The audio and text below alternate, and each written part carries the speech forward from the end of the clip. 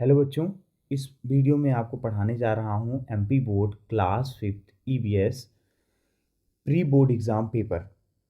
तो अगर आपको वीडियो हेल्पफुल लगता है तो वीडियो को लाइक करिएगा, चैनल को सब्सक्राइब करिएगा और अपने दोस्तों के साथ ज़रूर शेयर करिएगा। ये उन दोनों मीडियम के बच्चों के लिए है जो हिंदी मीडियम और इंग्लिश मीडियम के बच्चे हैं कि इनकी मोस्ट ऑफ द कंप्लेन आती है कि सर आप मुझे हिंदी में बताइए और इंग्लिश में बताइए। तो मैंने ये पेपर आपका बाइलिंगुअल बनाया है। जो हिंदी मीडियम के बच्चे हैं वो हिंदी मीडियम के थ्रू देख सकते हैं, जो इंग्लिश मीडियम के बच्चे हैं वो क्या हो जाएंगे, इंग्लिश मीडियम में देख लेंगे। ठीक है, तो चलिए बच्चों पहले क्वेश्चन से स्टार्ट करते हैं। जैसा कि आपको बेसिक कॉन्सेप्ट तो पता ही है कि 60 मार्क्स का हमारा एग्जाम होता है। 10 मार्क्स का आपका ऑब्जेक्टिव टाइप क्वेश्चन होते हैं, 12 मार्क्स का वेरी शॉर्ट होता है, 18 मार्क्स का शॉर्ट टाइप होता है, 20 मार्क्स का हमारा क्या होता है, लॉन्ग होता है। ठीक है, तो चलिए पहले क्वेश्चन से अभी स्टार्ट करेंगे। फर्स्ट क्वेश्चन हमारा क्या बोल रहा है, तो फर्स्ट क्वेश्चन हमारा क्या है, बहुविकल्पी प्रश्न होते हैं, इनको क्या बोलते हैं, ऑब्जेक्टिव टाइप क्वेश्चन पूछते बोलते हैं, जो कि हमारे 5 मार्क्स के पूछे जाते हैं। ठीक है, तो चलिए देखिए, where is Pongal festival celebrated, Pongal festival कहाँ सेलिब्रेट किया जाता है, तो ये क्या हो जाएगा, तमिलनाडु में हो जाएगा। ठीक है, चलिए नेक्स्ट क्वेश्चन देख लेते हैं बच्चों। एक मिनट मैं इसको स्क्रॉल कर लेता हूँ थोड़ा सा। चलिए सेकंड नंबर क्वेश्चन देख लेते हैं। मॉस्किटो ले एग्स, जो मच्छर हैं अंडे देते हैं किसमें, इन वाटर। ठीक है, चलिए थर्ड नंबर क्वेश्चन देख लेते हैं। What force is there on the earth that make all things fall from top to bottom. ठीक है, तो ये क्या हो जाएगा, ग्रेविटेशनल फोर्स हो जाएगा। पृथ्वी पर कौन सा बल है जो सभी चीज़ों को ऊपर से नीचे गिराता है। ठीक है, तो क्या होता है, गुरुत्वाकर्षण बल, जिसको हम ग्रेविटेशनल फोर्स भी बोलते हैं। ठीक है, नंबर 4 देख लीजिए। Using which fuel in the vehicle will cause the least pollution. ठीक है ना, वाहनों में किस ईंधन का उपयोग करने से सबसे कम प्रदूषण होगा, तो क्या हो जाएगा, सीएनजी। ठीक है, क्वेश्चन नंबर 5 देख लेते हैं बच्चों, क्या बोल रहा है। In which region is the animal with big hairs found. ठीक है ना, मतलब in which region is the animal with the big hair found, मतलब बड़े बालों वाला जानवर किस क्षेत्र में पाया जाता है। तो ये यॉर्क इस पे आंसर्स पे गिवन है बच्चों। ठीक है, चलिए लैक ऑफ हीमोग्लोबिन क्या हो जाता है, आपको लैक ऑफ हीमोग्लोबिन क्या कॉज हो जाता है, आपका एनीमिया हो जाता है। लैक ऑफ हीमोग्लोबिन आपका क्या हो जाता है, एनीमिया हो जाता है। नंबर 7 देख लेते हैं। नंबर 7 क्या बोल रहा है। Dash fort is situated in Hyderabad, जो डैश फोर्ट है वो कौन सा किला है, सिचुएटेड है कहाँ पे, हैदराबाद में। तो क्या हो जाएगा, गोलकोंडा है। कौन सा है, गोलकोंडा है। ठीक है, चलिए 8वां नंबर देख लीजिए। There are dash player in football, मतलब कितने प्लेयर हैं फुटबॉल में, तो 11 प्लेयर हैं किसमें, फुटबॉल पे। चलिए 9 नंबर देख लीजिए।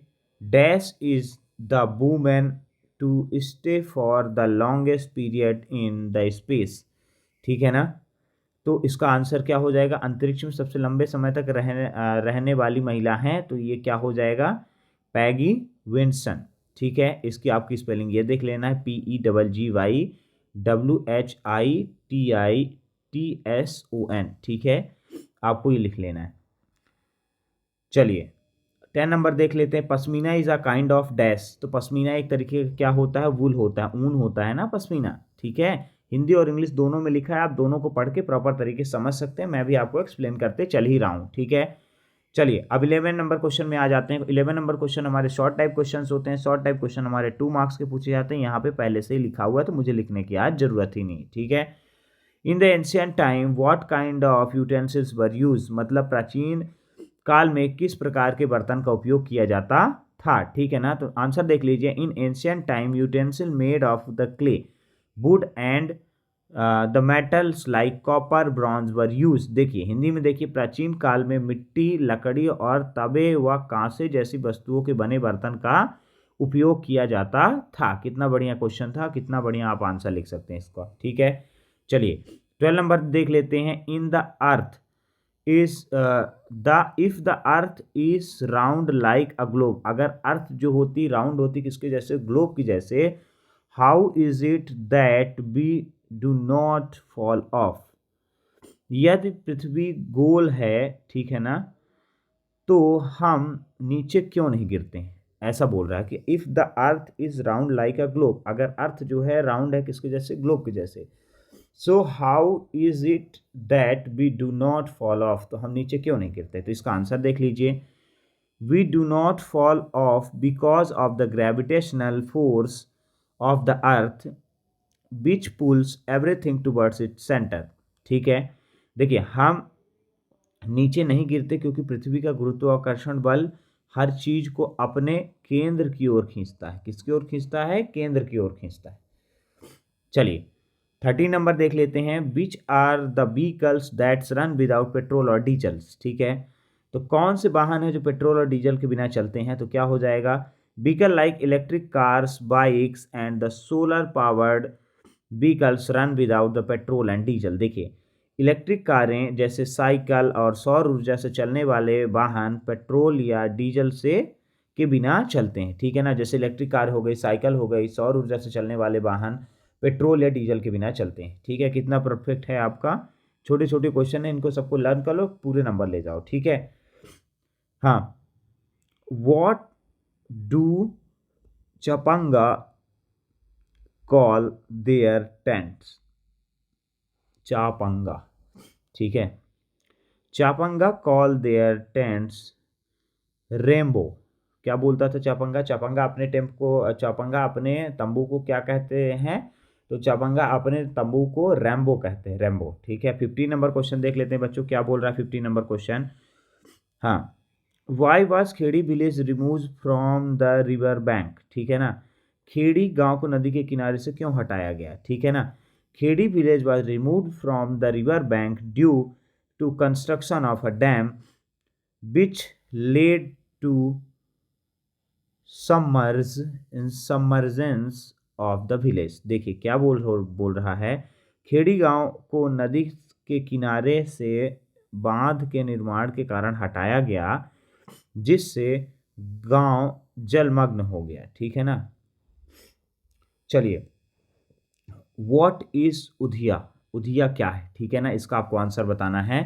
तो undhiyu is a traditional Gujarati dish made with the mixed vegetables, spices and fenugreek dumplings cooked in an earthen pot। ये जो फेन्यूग्रीक डम्पलिंग्स है इसका मतलब होता है मेथी के पकौड़े आपके। ठीक है ना, जो आप लोग घर पे खाते हो। तो चलो इसको देख लेते हैं। उधिया एक पारंपरिक गुजराती व्यंजन है जो मिश्रित सब्जियों, मसाले और मेथी के दुम, मतलब ये वही मेथी के पकौड़े होना चाहिए यहाँ पे, कि मिट्टी के बर्तन में पकाया जाता है। ठीक है ना, चलिए अब यहाँ पे शॉर्ट टाइप क्वेश्चन आ चुके हैं जो आपके यहाँ पे नंबर्स भी लिखे हुए हैं, कितने मार्क्स के आपके प्रॉपर तरीके से आपको मिलेंगे। तो 17 नंबर देख लेते हैं। What is the difference between the playing for your self and for the team. मतलब क्या बोल रहा है, अपने लिए खेलने और टीम के लिए खेलने में क्या अंतर है? ठीक है, आपको ये बताना है। तो आंसर क्या हो जाएगा? Playing for your self focus on individual performance and personal goals, while playing for the team emphasize the teamwork, cooperation and achieving the collective success। इसका हिंदी में क्या मतलब हो जाएगा बच्चों?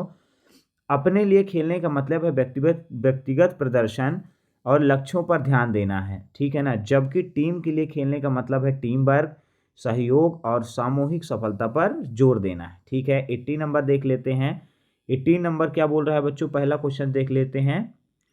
यात्रा learn so many things in Khedi. ठीक है ना, how many of those would be useful for him in Mumbai. ठीक है ना, जो यात्रा थी ने खेड़ी में बहुत कुछ सीखा, उसने कितने चीज़ों मुंबई में और उसके लिए उपयोगी होंगी। ठीक है ना, उसमें से कितनी चीज़ें मुंबई में उसके लिए उपयोगी होगी। तो इसका आंसर क्या हो जाएगा बच्चों? यात्रा skills is in farming, fishing and traditional craft might not be directly used in Mumbai, but his adaptability, hard work and reliance will help him adjust to city life। ठीक है, अब देखते हैं जो ये यात्रा है, यात्रा की खेती, मछली पकड़ने और पारंपरिक शिल्प की क्षमताओं को मुंबई में सीधे तौर पर उपयोगी नहीं होंगी, लेकिन उसकी अनुकूलनशीलता, मेहनत और लचीलापन उसे शहरी जीवन में ढलने में मदद करेगा, ठीक है ना। चलिए 19 नंबर देख लेते हैं। In your house what is done to protect the grains and pulses from insect, ठीक है ना। तो आपके घर में अनाज और दालों दालों को कीड़ों से बचाने के लिए क्या किया जाता है, ठीक है ना, आपको ये बताना है। तो इसका आंसर हो जाएगा grains and pulses are store in air tight containers, ठीक है, एंड द नीम लीव्स और bay leaves are added to prevent the insect infections, ठीक है। अब देखिए इसको हिंदी में देखिए। अनाज और दालों को हवाबंद डिब्बों में बंद किया जाता है और कीड़ों से बचाने के लिए नीम की पत्तियां तेज पत्ता डाला जाता है, ठीक है, इससे कोई इन्फेक्शन नहीं होता है। चलिए 20 नंबर क्वेश्चन देख लेते हैं। Why should be not cut the trees and plant, हमें पेड़ और पौधों को क्यों नहीं काटने चाहिए, ठीक है ना। Cutting trees and plants lead the deforestation, loss of biodiversity, increased pollutions, and the climate change. Trees also provides oxygen and maintain the ecological balance, ठीक है। अब इसको आप देखिए हिंदी में। पेड़ और पौधों काटने से वनों की कटाई पेड़ और पौधों काटने से वनों की कटाई, जैव विविधता की हानि, प्रदूषण में वृद्धि और जलवायु परिवर्तन होता है, ठीक है। पेड़ ऑक्सीजन प्रदान करते हैं और पारिस्थितिक संतुलन बनाए रखते हैं, ठीक है।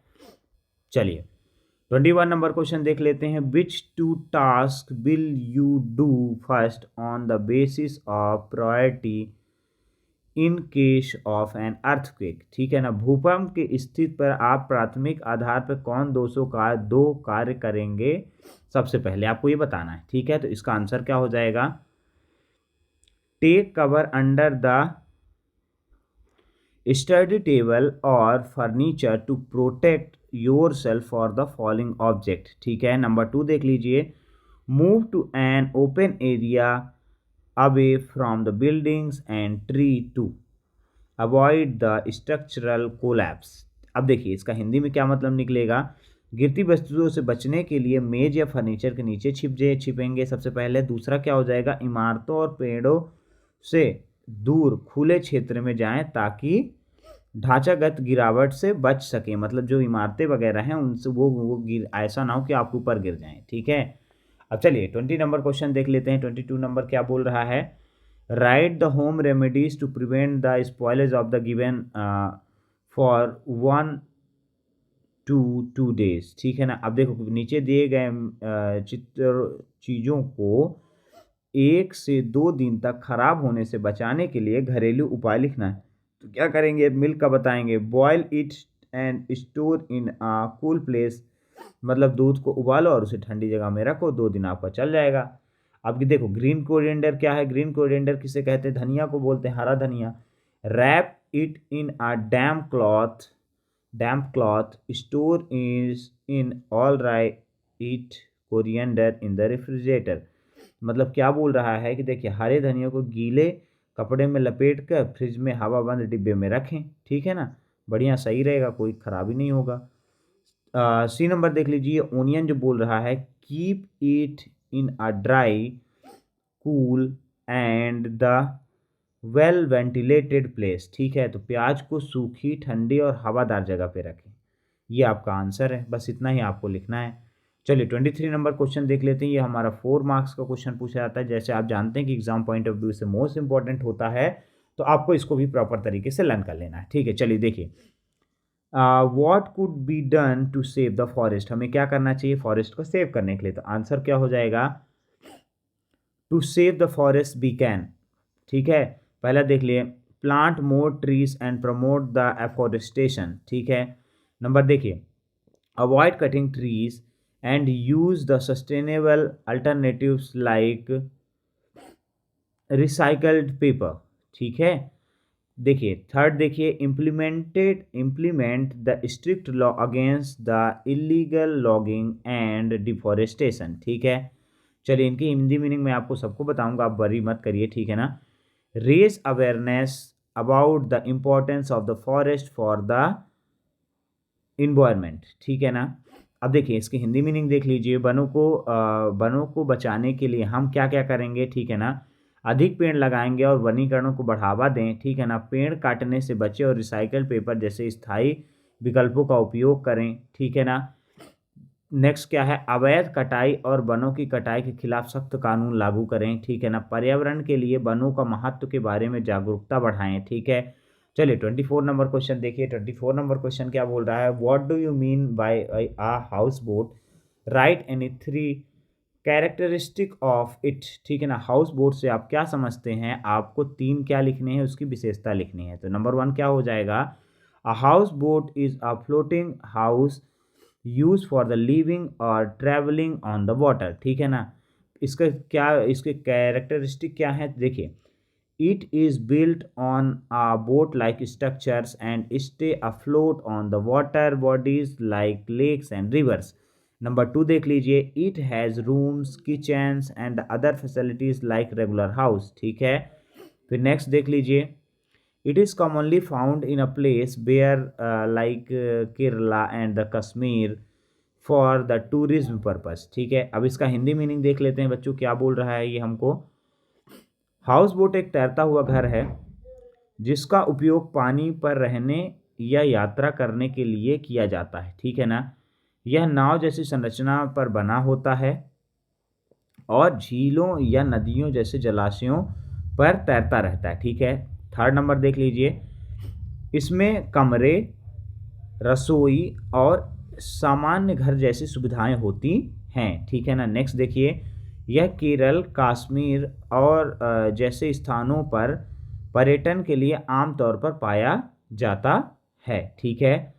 ये आपका हिंदी ट्रांसलेशन हो गया। चलिए 25 नंबर क्वेश्चन देख लेते हैं बच्चों, why do the people live together in the neighbourhood, ठीक है।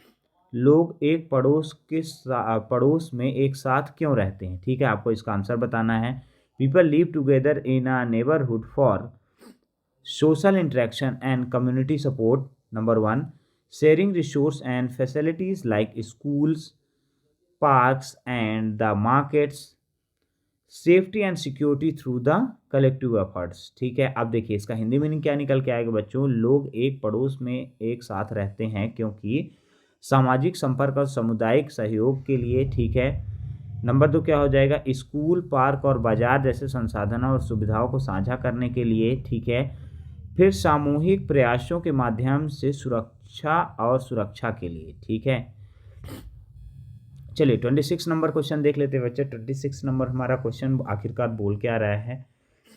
26 देखिए, should the game for the boys and the girls be different, think and right what you feel. देखिए, क्या लड़कों और लड़कियों के लिए खेल अलग होने चाहिए, सोचें और लिखें कि आप क्या महसूस करते हैं, ठीक है ना। तो इसका आंसर देखिए, games for the boys and girls should not be different. जो गेम्स होते हैं बॉयज़ और गर्ल के लिए वो डिफरेंट नहीं होने चाहिए। Both should have the equal opportunities, दोनों के पास इक्वल अपॉर्चुनिटीज़ होनी चाहिए to play any games they like physical activities and the sports help in overall development and the gender should not limit the participation, ठीक है। अब इसको देखिए, लड़कों और लड़कियों के लिए खेल अलग नहीं होना चाहिए, दोनों किसी भी खेल को खेलने का समान अवसर मिलना चाहिए।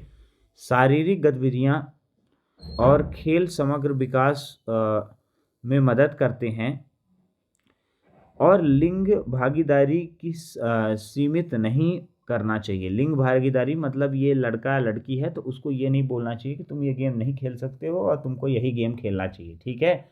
चलिए, तो बच्चों मैंने आपको ये प्री बोर्ड का पेपर प्रॉपर तरीके से एक्सप्लेन करने की कोशिश की है। थोड़ा सा हेल्थ इशू है जिस कारण से उतना ज़्यादा मैं अच्छे से आपको एक्सप्लेन नहीं कर पाया हूँ, लेकिन मैंने अपना तब भी ट्राई किया है बेस्ट करने के लिए। होप करता हूँ कि आपको वीडियो पसंद आया होगा। अगर वीडियो पसंद आया होगा तो वीडियो को लाइक करिएगा, चैनल को सब्सक्राइब करिएगा, अपने दोस्तों के साथ जरूर शेयर करिएगा। Thanks for watching. चलिए मिलते हैं आपसे नेक्स्ट वीडियो पे।